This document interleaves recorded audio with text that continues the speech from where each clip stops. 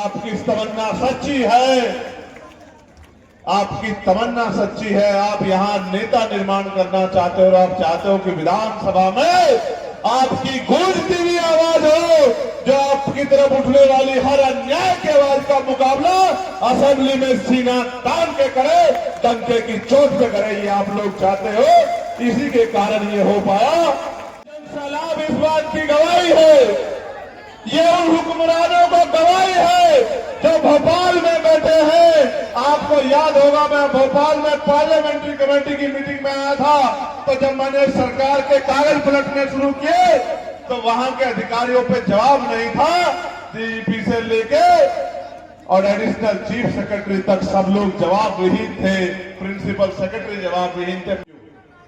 क्यों जवाब हो? जब मैंने पूछा कि आपका बुलडोजर ये मुसलमानों की मस्जिदों की तरफ, उनकी खानकाह कब्रों की तरफ ये क्यों दौड़ता है, ये गोलियां क्यों चलती है, दलित पिछड़ों पे उनके कत्ल क्यों हो रहे हैं, उनकी हत्या क्यों हो रही है, और मैं आपके सामने कहना चाहता हूं, मैंने एनसीआरबी के डेटा के आधार पर पूछा कि ये छोटी छोटी बच्चे का रेप हो रहा है, चोटियां काटी जा रही हैं, मारपीट हो रही, हत्या हो रही है, तो ये डीएम एसएसपी बैठ के, ये चीफ सेक्रेटरी डीजीपी बैठ के क्या बक्की मारने का काम कर रहे हैं, क्या कर रहे हैं? तो कोई जवाब सरकार के अधिकारियों के पास नहीं। और मैंने उस दिन उनको कहा था कि याद रखना मेरी बात को, अभी आपका नेताओं से पाला नहीं पड़ा है, अभी तो राजा महाराजाओं से, धन्ना सेठों से, व्यापारियों से पाला पड़ा है। जिस दिन एक नीले पटके वाला आएगा, तुमसे ऐसा जवाब मांगेगा कि तुम्हें पता लग जाएगा कि जवाब देना पड़ेगा, कोई छिपा नहीं पाएगा मेरी बात क्या है। और मैंने इस मध्य प्रदेश को करीब से देखा है, इस मध्य प्रदेश में होने वाले जुल्म को देखा है। मेरे आज भी याद है कितना अन्याय बार बार हमने यहाँ सहा, कितनी घटनाएं हैं यहाँ जिनका मैं जिक्र करूं। मेरे पे जेब में कागज है, कौन कौन सी घटना का जिक्र करूं, क्या कहूं आपसे, अपना दिल चीर के कैसे दिखाऊं।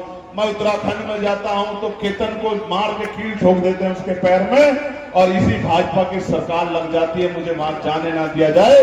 मुझे लड़ लड़ के बारिश में 7-7, 8-8 किलोमीटर पैदल चल के अपनी बहनों से, अपनी माओ के दर्द को बांटने के लिए मिलने जाना पड़ता है। ये दिया है सरकारों ने। मैं जब यूपी में आता हूं तो रायबरेली जाता हूं, जहां मेवालाल पासी को मार दिया जाता है सामंतों द्वारा, उस परिवार को मिलने जाता हूं तो उसके 4 बच्चे, उसकी बेटी आंखों में आंसू लेके, उसकी पत्नी मुझसे कहती है कि आपके अलावा भैया हमारा कोई नहीं है, हम पे हमारा ध्यान रखना, हमारी सुनवाई करना।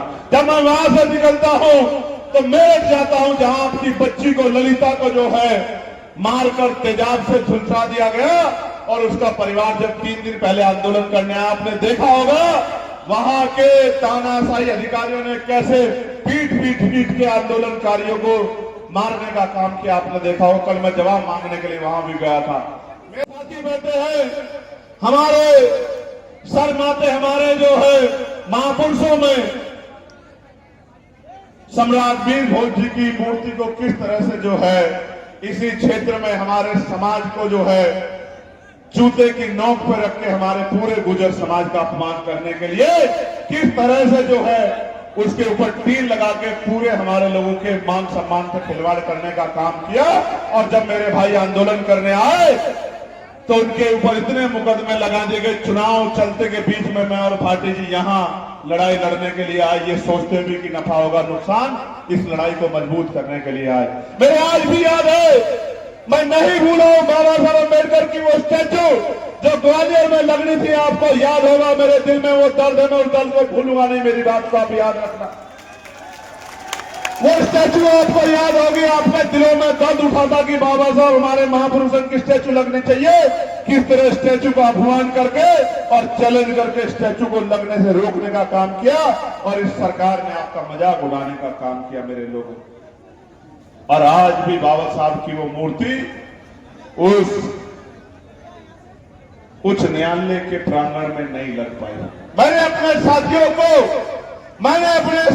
उस दिन आंसुओं के रूप में खून अपने आंसू का आंखों से बहाते देखा था कि जिस बाबा साहब के बारे में एक शब्द नहीं सुन सकते हैं, उस बाबा साहब, उस महापुरुषों की मूर्ति को किस तरह अपमानित करके वहां से हटाएगा। आज भी वो दर्द मेरे दिल में जिंदा है, आप और मैं जानते हैं इस बात को। और सिर्फ यही नहीं, किस तरह बाबा साहब की फोटो जलाई गई और जलाने वाले लोगों का संरक्षण इस सरकार ने किया। पूरे बहुजन समाज के मुंह पे पूरी तमाम महिलाओं के मुक्तिदाता बाबा साहब के तस्वीर जला के पूरी तमाम किसान, मजदूरों, पिछड़ों, दलितों, आदिवासियों, अल्पसंख्यक समाज, मुस्लिम समाज के लोगों को और महिलाओं के मुंह पे को अपमानित करने का काम इस सरकार ने किया। ये हमने अपनी आंखों से देखा, भूले नहीं। बाबा साहब कहा करते थे मेरे लोगों कि आदमी भूखा रह सकता है लेकिन अपमानित होकर नहीं रह सकता। इस सरकार ने हमारी पगड़ी उछाली है। हम इस सरकार की कुर्सी तोड़ के अपने मजबूर साथी को विधानसभा भेजने का काम करेंगे। ये हमारी जिम्मेदारी है मेरे लोग। ये आपकी तमन्ना सच्ची है, कमर कस लो, मुट्ठी तान लो और अगले जो बाकी दिन है, आज 11 तारीख है, 18 दिन बाकी है। 18 दिन को एक एक मिनट को एक एक घंटे के मुकाबले काम करके साबित करो कि अगर बहुजन समाज अपनी पे आ जाए, बहुजन समाज कोई चीज ठान ले तो हार, मान लो तो हार और ठान लो तो जीत। कोई रोक नहीं सकता है। कितना भी बड़ा ताकतवर सामने आदमी हमारे सामने क्यों ना आ जाए, हम उसका मुकाबला करने के लिए तैयार। प्यारे साथियों, जिनका टिकट कटा वो भी आते मैदान में, उनका भी स्वागत था, हम उनका भी मुकाबला करते। और जिनका टिकट अब हुआ है वो भी आ जाओ, उनका भी मुकाबला करने को तैयार है। हम दोनों तरीके से तैयार है। हमने संकल्प किया था कि हम कमजोर के मुकाबले कमजोर लड़ाएंगे और मजबूत के मुकाबले मजबूत लड़ाएंगे। हमने अपने मजबूत सिपाही को मैदान में उतारा और मैं धन्यवाद देता हूं दामोदर भाई का। दामोदर भाई ने कहा कि भाई मैं चुनाव नहीं लड़ना चाहता, मैं तो संगठन का काम करना चाहता हूं। मैंने कहा नहीं, इस बार सारे काम छोड़ो, मेरे आदेश को मानो। अगर मेरे सिपाही हो तो जाके दतिया में डेरा डाल के गांव-गांव जाके मेरा संदेश लेके जाओ, क्योंकि उस अपमान का बदला इसी सत्र में विधानसभा में हम लोग लेंगे, जब हमारा साथी इस झंडे को लेके ऐसा पटका पहन के भोपाल जाएगा और मुख्यमंत्री से आंख मिला के पूछेगा कि बाबा साहब की स्टैचू क्यों नहीं लगी ग्वालियर में, स्टैचू को तोड़ने वाले से क्या कार्रवाई। मैं दामोदर भाई से कहूंगा, जनता उनको आशीर्वाद देगी तो सबसे पहला काम ये करना है विधानसभा में जाने के बाद कि वहीं डट के बैठ जाना है। आप अंदर बैठना, कार्यकर्ता घेराव करेंगे विधानसभा का। जब तक 13% होल्ड खत्म नहीं होगा, पिछड़े वर्ग के भाइयों को उनकी संख्या के आधार पर हिस्सेदारी मिलनी चाहिए, लेकिन फिर भी जो 13% संवैधानिक है जब तक नहीं मिलेगा, बिल्कुल भी नहीं उठना, बिल्कुल भी नहीं उठना। इस तरह से डट के खड़े हो जाना, जिस तरह मेरी बाजू में आके खड़े हो, इस तरह डट के खड़े हो जाना, अपने लोगों के अधिकारों की रक्षा करना। भिंड में और कुशवाहा समाज में तो चाहे ये कल्लू कुशवाहा हो या विशाल कुशवाहा, मुझे तो ये भी बताया गया कि अगर एक भी नौजवान अपने समाज का झंडा लेके खड़ा हो जाए तो वो ज्यादा दिन सूरज नहीं देख पाता। इतना आतंक, इतना अन्याय इस दतिया में हो रहा है। मैं अपने कुशवाहा समाज के लोगों को कहना चाहता हूं, वो भी दिन था कि जब आप और हम कंधे से कंधा मिला के एक थाली में भोजन करके आगे बढ़ा करते थे। जब सुखलाल कुशवाहा जी जैसे नेता पैदा हुए थे, वो दिन वापस लौटेगा मध्य प्रदेश में। मेरी बात को आप याद रखना।